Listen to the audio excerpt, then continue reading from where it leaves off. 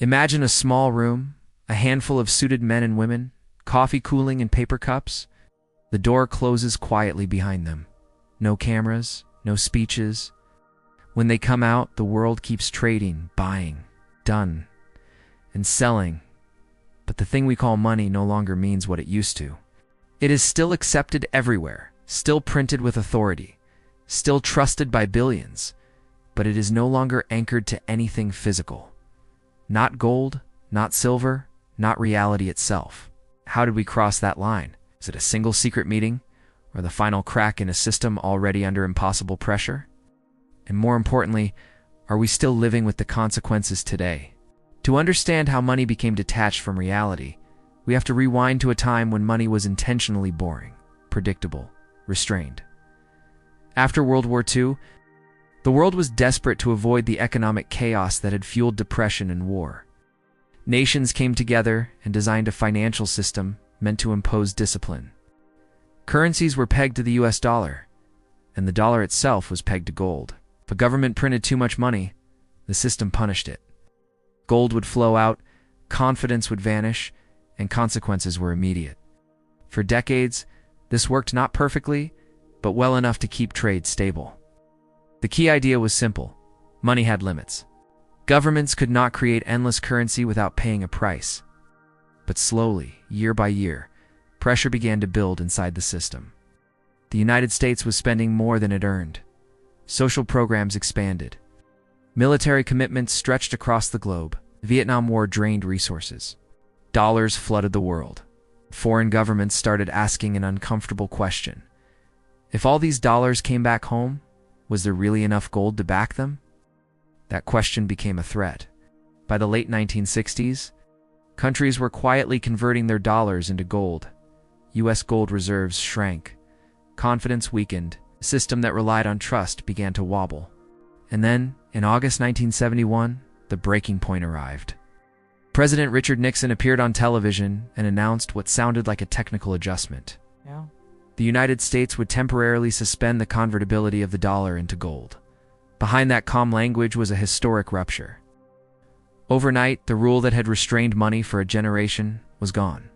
The temporary measure became permanent. The gold anchor was cut loose. From that moment forward, money was no longer tied to something scarce. It was tied to policy decisions, political priorities, and confidence. Fiat money, currency backed by law rather than substance, became the foundation of the global system. At first, this new freedom looked like progress.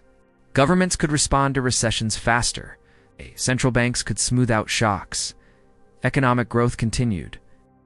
But every cause creates an effect, and removing limits changed behavior in ways few fully understood. Without a hard constraint, debt grew faster. Crises became more frequent. And when those crises hit, policymakers discovered a powerful new weapon: money creation itself. This tool reached its modern form during the financial crisis of 2008, when banks collapsed and credit froze. Central banks stepped in and created enormous amounts of money to stabilize the system. They bought government bonds and financial assets, injecting liquidity directly into markets. The economy survived, but the medicine had side effects. Asset prices recovered quickly. Stock markets soared. Real estate rebounded. But wages lagged behind. The money entered financial channels first, lifting those who already owned assets. The gap between Wall Street and everyday life widened. Then came 2020. A global pandemic shut down economies almost overnight. Once again, authorities reached for the same lever, but this time with unprecedented force. Trillions of dollars were created in months. Central bank balance sheets exploded. Markets stabilized. Asset prices surged. Once again, the distance between financial reality and lived reality grew wider. Here is the critical point. This was not an accident. When money is injected through financial markets, it inflates financial assets. That is a predictable cause and effect outcome. The system now depends on this response, even as it deepens inequality and fuels public distrust. Each cycle follows the same pattern. A shock hits. Emergency money saves the system. Asset prices rise. Confidence returns temporarily. Then the social and political consequences arrive. People begin to question whether the rules are fair, whether money still represents real value, and whether the system serves them at all. Policymakers have tried to fix the symptoms. New regulations, stress tests, inflation targets. Each patch addresses a specific weakness, but none restore the original constraint. When the next crisis threatens collapse, the same choice appears: enforce discipline and risk disaster, or create more money and delay the reckoning. Some argue for a return to hard money. Others propose digital currencies or strict monetary rules. Each solution promises stability but introduces new risks. And so the system continues, not because it is perfect, but because it is politically easier than change. Look closely, and the patterns repeat with almost mechanical precision.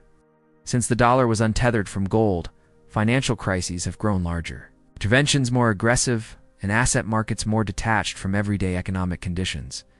This is not coincidence. This is the logical outcome of a system where money is flexible, but trust is fragile. So what does this mean for you? First, money today is governed by decisions, not limits. Its value depends on confidence in institutions rather than physical scarcity. Second, crisis solutions shape society. When rescue flows through financial channels, wealth concentrates unless deliberate steps counteract it. Third, without structural reform, the cycle will repeat.